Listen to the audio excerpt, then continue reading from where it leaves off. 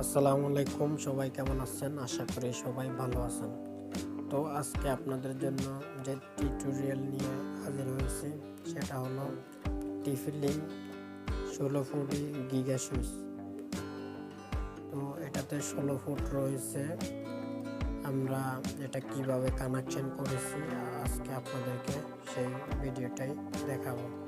এটা কানেকশন করা অত্যন্ত সহজ, অনেকেই কঠিন মনে করেন। তো আমাদের কানেকশনটা হয়েছে কিভাবে আমি আপনাদেরকে দেখাই। আপনাদের এই সুইচটা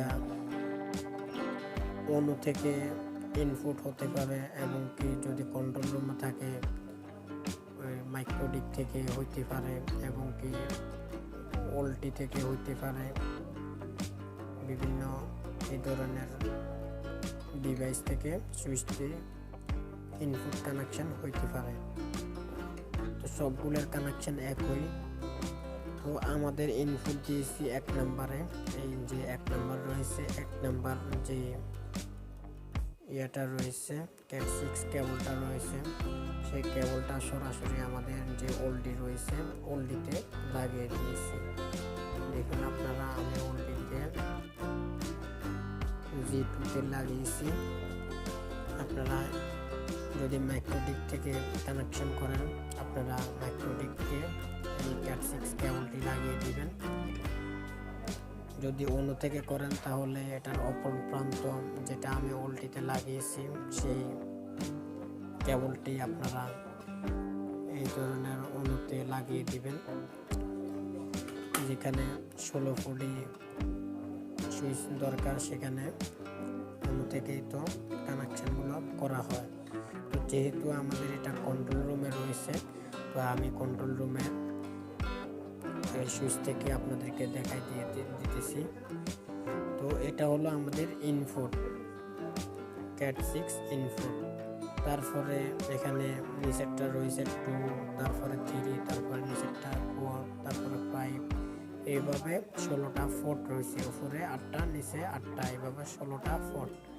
তো আপনারা সবগুলো পোর্টের মধ্যে ক্যাট 6 কেবল দিয়ে ঘরে রাউটার কানেকশন দিতে পারেন এবং ক্যাট 6 কেবল দিয়ে এই ধরনের এমসি দিয়ে কানেকশনগুলো করতে পারেন।